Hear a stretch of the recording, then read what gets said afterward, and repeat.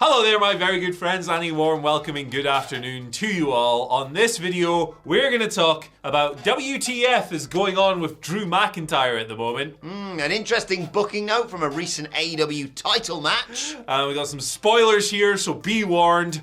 Tony Khan has added authority figures to Ring of Honor. I'm Adam Wilborn. And I'm Andy Murray. And this is the After News. Drew McIntyre. Do you want to know the latest on him? Yeah, what's he up to? He's now a naturalized US citizen. And God bless United States. That's what he's been up to since kind of going on his hiatus from WWE television post-WrestleMania. According to PW Insider, Mike Johnson, he's completed the process of becoming a naturalized American citizen, which means he hasn't been busy on screen, but he's been busy off screen. Does this mean he can play for the US soccer team? Yeah, he'd probably be better than half of them, to be fair. But yeah, that's a thing that's happened. This is since taking time away after WrestleMania 39, where he was involved in the wonderful triple threats with Gunther and Sheamus. Now, Johnson notes that there are currently no changes in McIntyre's situation with WWE. The two parties have not agreed an extension as of yet. It is noted that McIntyre was seen flying out of the New York area last week. However, whether or not that was for talks, contract stuff with WWE is not known. Nobody knows at the moment. Now, of course, it's believed that his contract expires in early 2024. It's possible that because he's currently injured, and has been injured as well just before Mania 2, WWE could add time onto that. So if McIntyre is to end up outside the company, it's going to be a while. Yes. It's going to take some time. Stop sending me messages asking Twitter questions to ask Andy about him showing up at All In, basically. Yeah, it's not happening, baby. It's not Was happening. cool to see signs of that during the FA Cup final over the weekend, though. Yeah, it's always nice. Yeah. It's always nice when it crosses over. But yeah, there you go. Fightful had reported a few weeks ago, of course, that Drew is open to exploring other options if him and WWE don't come to an agreement. I mean, of course he is. He's killed it on the indies before, and I'm sure he is not intimidated whatsoever by the prospect of going out and trying to find a new job, because who wouldn't want to sign him? Probably come back to WCPW, if anything. Yeah, I suspect. There you go. And I'd imagine that being a naturalized American citizen, this probably makes it easier for visas and stuff. I was just about to say this. Whenever I hear this story, I'm like, But then I remember hearing John Oliver, for example, about the hoops that he had to jump through just as a TV presenter, let alone being a wrestler with all the faffing around and insurance and stuff like that. It must just be a real relief for him. Yeah. And fair play to him if he completed the challenges that you had to do to become a US citizen. I think you have to eat like 30 hamburgers and you have to own an eagle. Yeah. Like sing the intro theme to Cheers. Yeah. If you're from Florida, you've got to tame 5 alligators.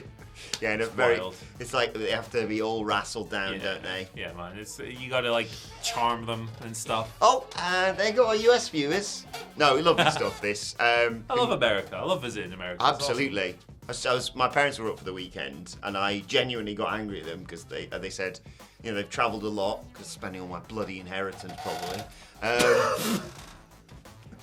And I said, why have you never been to the States? Because it's the best. It's the greatest. Oh, God, take me back. But the corn syrup will turn your stomach into a washing machine for a week. Yeah, very much small doses for me in the States. Otherwise, fructose. it would engulf me, and you'd never see me again. You would turn into a pasta. I'm surprised the lads made it back after a week in Las Vegas. I know Americans who go, ooh. They didn't even go to a buffet, man. Losers. Lazy bastards. Right, let's talk a little bit about AEW Double or Nothing and that Blackjack Battle Royal that went down, because a nice report's come out from Fightful Select saying one Tony Khan had a huge hand in laying out that match. Of course, the match that saw Orange Cassidy retain his international title. Really enjoyable. Big Bill just dominating and pissing everyone off in the best possible way, sort of channeling his late era WWE. I don't give a f what you think style. And of course, the closing sequence with Swerve Strickland, which was awesome. If you haven't watched it, go back and check that out, because it's going to inform probably the match that happens this week on Dynamite, where Swerve Strickland quite possibly could be the one to dethrone Orange Cassidy after 22 title defenses, I believe now. A bloody lot. Yeah, Swerve was involved in that match with Trent and Big Bill on last week's show to sort of set this all up. But yeah, Fightful stated that Khan played, quote, an integral role in laying the Battle Royal out. And he's had a hand in every Battle Royal they've done. He's got a bit of a knack for how these contests work. I'd always be so sucky at this because I'd go like, right, da-da-da-da-da-da, and then you win, and then that's that. And someone would go, excuse me, you didn't eliminate the third and the fourth entrant. I'd be like, God damn it! Yeah. No, not an easy task, No. I'm sure. Battle Royals are tricky because there's so many people in the ring at once. They're always kind of messy, but like as long as you can hit the points, like further as many stories as possible. And they did that not just with Swerve and Orange Cassidy, but they did like stuff with Ricky and Jay White and Juice Robinson, and there was a bunch of others as well.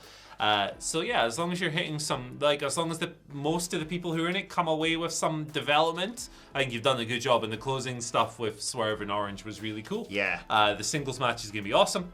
Yeah, Tony did a good job. It was a fun match. I think with every Battle Royal, you kind of want to advance a few storylines, have a few big spots that people will remember, and then have a closing sequence that, lives long in the memory. And I think they executed that. Look, every Battle Royal is going to have to be a bit contrived. Like you say, you can't just have everyone hitting their big move at the same time when there's fucking 20 of them or whatever in the middle of the ring. They all have to do that bit where someone's like, oh, bloody hell, I'm hurt in the corner. And the guy's like, well, you know what's going to be best to eliminate you from the Battle Royal? Slightly kneeling my knee on top of you. There you go. It is what it is. But yeah, really good stuff, and fair play to Tony, because like, I know it's his promotion, but it takes a lot of confidence to be like, don't worry, lots of professional wrestlers that I've got either working in this match. The report also states that there was involvement from the wrestlers as well, of course.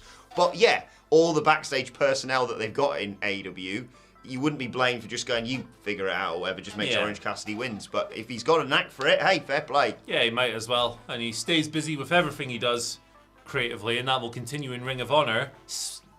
Transition. What? Bit of a spoiler here. If you don't want to know what happened on the Ring of Honor television tapings, even though we've kind of given it away already, you might want to just breeze through this segment. But hey, that's cool.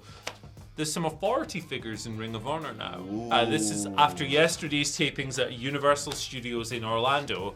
They are Stokely Hathaway and Jerry Lynn. Love it. They're going for a face, Jerry Lynn, and a heel, Stokely Hathaway. They were introduced by Tony Khan during the tapings as the board of directors of Ring of Honor.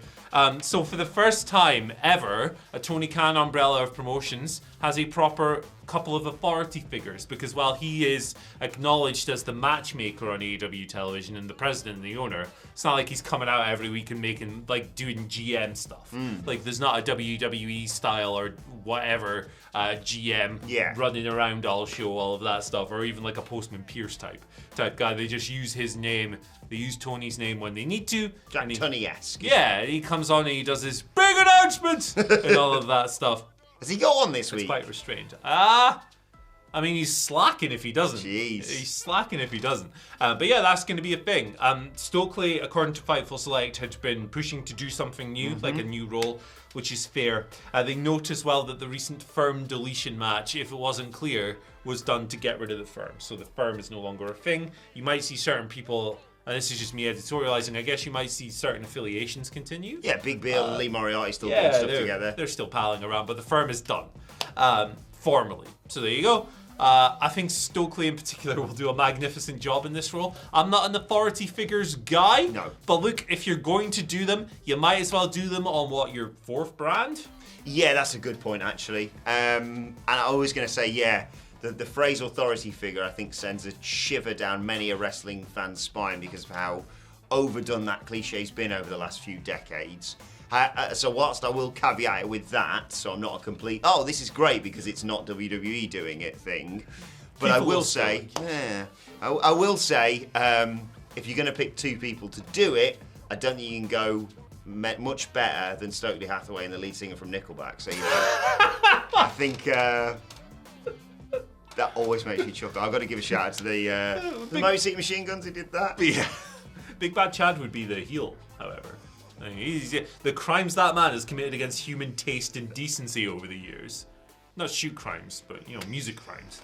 He needs to go. Chad's got to go. Chad Kroger's got to go. He's got to go. We need to do away with him. Not hurt him, but just get rid of him. Move him out of the public eye. What are we doing? I like more. I'm more of a Hardy guy, to be honest. I mean, that's not Hardy, is it? Truck, yeah, we listen I to a lot of woke truck-based up stuff. in a flipping truck. Yeah, next that's to the Hardy a we bottle like. of I Jacks. can't remember who does Truck, yeah, but it's Tim McGraw. That's it. Truck, yeah. Little bit of brown, let me hear what I'm talking about. Let me hear say Truck, yeah. But yeah, what was I saying? Jerry Lynn and Stokely are going to do a great job. Tim McGraw. Right, there you go. That's know what any we of have that. after the news. I don't know any of that guy's other songs. I just know Truck. No. So that's all I know about this man. It's like It's a daily thing now. We were talking about Carly Rae Wow, Jepsen. No, we weren't talking about Carly Rae Jepsen. Who were we talking about? Rebecca Black. That's who we were Rebecca talking Black. about. Apparently he's touring. oh, So we'll have to go All and right. see if we can catch some of that. she's exclusively playing Fridays. She's playing more songs from the car than the Arctic Monkeys, apparently. That's what I've heard. I love that. Right, let us know your thoughts That's on good, everything. though. That's good. Like I know, like that Arctic Monkeys album was really acclaimed, but like if I go to a show and it's like a legacy band, Yeah. and they got a new album out, I don't want to hear 10 songs from the new album. I want to hear the hits with some of the new album. Oh, Everyone could learn a lesson from the Arctic Monkeys. Josh Brown of the What Culture Gaming Parish's head's just exploded. Yeah. So if you want to watch him, Isn't. check out What Culture Also, Gaming on I've heard YouTube. that album. It's crap. So what's the big deal? Oh, and he's coming down to fight you now. Hot takes. It's got like melodies on it. Come on. Who do you think you are, the Beatles? Yeah, catchy stuff. Ugh, not a riff to be found. If you're wondering where the Twitter questions and the and finally are, they were from in the morning news. Silly, go and check that out right now. Alex Turner doesn't even know what a breakdown is. That rock and roll, eh? But if you want to send us more Twitter questions for tomorrow, at What Culture WWE on Twitter, watch there. Follow both of us. Follow Andy Murray At Andy H. Murray, the H stands for Groep. Oh, is it like a double one? The hum and then the hoop. You can follow me on Twitter at Adam Wilborn. Follow us all at What Culture WWE. Like, share, subscribe. You know what you're doing. But for now, this has been the After News. My thanks to Andy Murray. Thank you for joining us, and we will see you soon. The car.